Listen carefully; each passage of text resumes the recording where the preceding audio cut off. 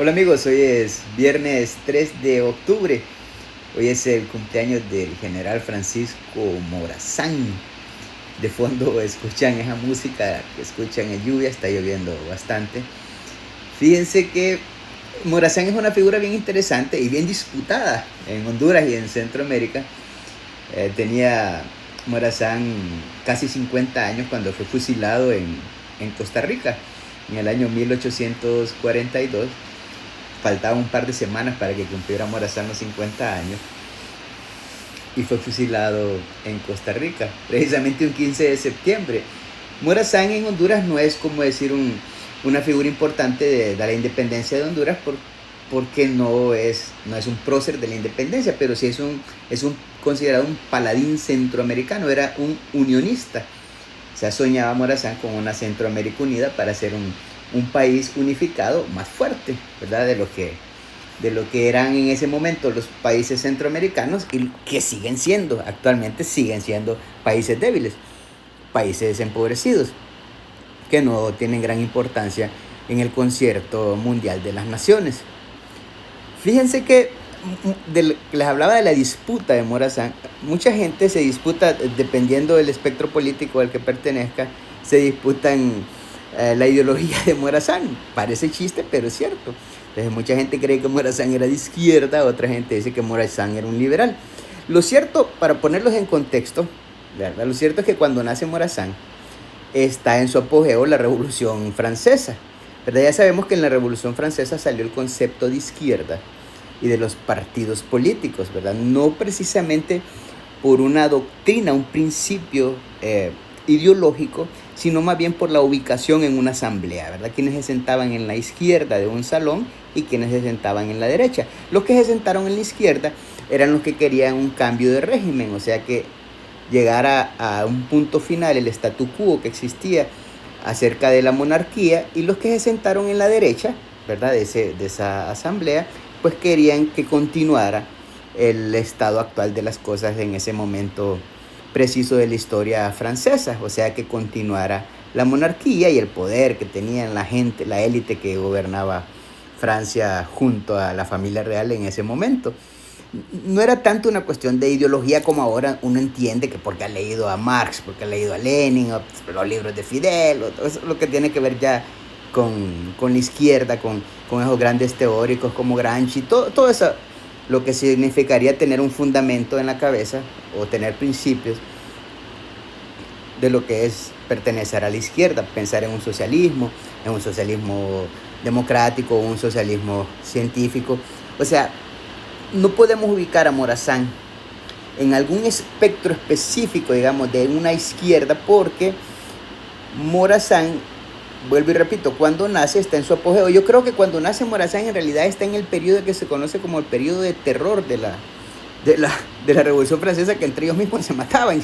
Era una cuestión de que a cualquiera mandaban a la guillotina, ¿verdad? Danton, todos los grandes pensadores, los grandes artífices de esa revolución también mandaron a gente a la guillotina, y ellos también fueron pasados por la guillotina. Pues cuando nace Morazán, no había nacido Carlos Marx, por ejemplo. Cuando fusilan a Morazán, Marx ya tenía algunos 20,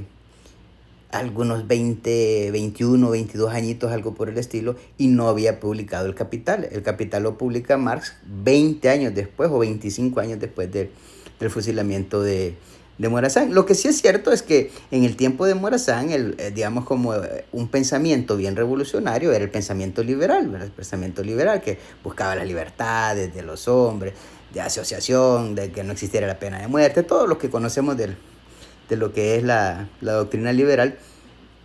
Entonces, que haya pertenecido o no a alguna de estas facciones, yo creo que se vuelve como un pleito de niños, un pleito estéril, ¿verdad? Lo que sí es cierto es que tenía un pensamiento avanzado a su época, Morazán. A lo mejor no hubiera resultado, ¿verdad?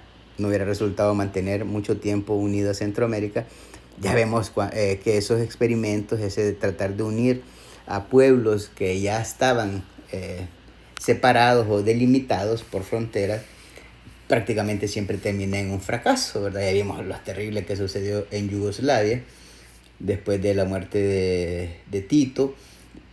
cómo se dividió ese país, 7, 8, 9 países, ya no recuerdo realmente, es guerras sangrientas, terrible, la matanza, y lo que sucede en países africanos, Asia, en todos lados sucede que al final la gente tiene una especie de concepto de lo que significa su patria y su cultura, aunque estén pegados, así como en Haití y República Dominicana, que es una sola isla, y ustedes ven la diferencia marcada entre lo que es Haití y lo que es República Dominicana, ¿verdad? ¿Por qué alguien quería pensar que es que hay que unir a este país en una sola nación, hacernos más fuertes y todo? Eso terminaría en un derramamiento de sangre. Probablemente era una muy buena idea en ese momento histórico para Morazán, pero que no se hubiese mantenido como no se mantuvo en el tiempo, ¿verdad? Ya es un hecho científico, probado, es un hecho histórico, que no se pudo mantener la unidad centroamericana. Se puede hablar de muchos factores, de muchas influencias, pero la verdad es que es bien difícil. Es bien difícil. Una vez que están delimitadas fronteras es muy difícil. Es como que aquí en Honduras a usted se le ocurra, por ejemplo, yo que soy sanpedrano y que tenemos pegado a Choloma, y que Choloma es un municipio, y que Choloma es el tercer municipio con carga electoral en Honduras. O sea, se disputa en Choloma porque hay muchos votos en Choloma, ¿verdad? Para las elecciones generales. Entonces, que los sanpedranos quisiéramos en un momento supuestamente revolucionario querer a hacer más grande San Pedro Sula, anexando a Choloma, y que dentro de Choloma haya gente que quisiera anexarse a San Pedro Sula, y eso constituyera una gran idea moderna y unionista. Yo creo que al final fracasaría, ¿verdad? Pero sí, lo que es cierto es que Morazán es una de las figuras más grandes de Honduras, más grande de Honduras y muy reconocido a nivel mundial, pero que lastimosamente también, como siempre sucede con los políticos, se disputan la ideología y la membresía de Morazán, y eso que Morazán murió, a ver, 1842, serían 58 años para 900, más 100 para 2000, o sea, ya hace más de 160 y pico de años y se lo siguen disputando. Eso es para recordarles que hoy es 3 de octubre, se celebra el nacimiento del general Francisco Morazán, ¿verdad? Es interesante. Yo tuve la suerte realmente cuando estuve en la universidad de leer cuánto libro cayó en mi mano acerca de la vida y la obra de Francisco Morazán, y terminé admirando mucho a Morazán. Sigo admirándolo mucho a Morazán, realmente. Me parece un hombre que era un hombre bien interesante, sinceramente bien interesante y bien valiente. Fíjense, amigos, que también les quería comentar hoy, antes de despedir el video, en China es bien interesante. El presidente Xi tiene, más de 10 años de estar en el poder. Desde el 2012, si no me equivoco, asumió el mando y el poder del partido, ¿verdad? Obviamente, al asumir el poder del Partido Comunista Chino, asume el poder de todo ese país, porque se vuelve, como decir, el líder supremo, el líder político más importante. Pues desde su gobierno ha implementado una lucha frontal contra la corrupción en China. Porque también en China hay corrupción, parece mentira, pero hay corrupción. No existe un país del mundo donde no haya corrupción pública-privada. Hay países que es muy bajo ese problema, pero no quiere decir que no exista, ¿verdad? Los seres humanos tendemos, es una inclinación que tenemos los seres humanos a buscar la riqueza, y si es de manera fácil, pues qué mejor, ¿verdad? Entonces quería comentar con ustedes que en los últimos 2 años, fíjense que grandes personalidades, grandes altos cargos de China han sido hallados culpables por actos de corrupción, y en algunos casos han sido condenados a muerte o cadena perpetua. Y resulta que hace un par de días, un alto funcionario que llegó a manejar la cartera de Agricultura, pues fue encontrado culpable de corrupción y condenado a pena capital.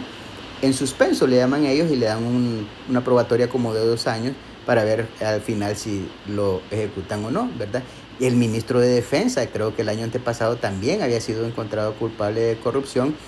El ministro de Relaciones Exteriores. O sea, en China sí se toman bien en serio esto, ¿verdad? Sí existen actos de corrupción, pero también existen mecanismos para ponerle punto final a eso y condenar a sus altos funcionarios.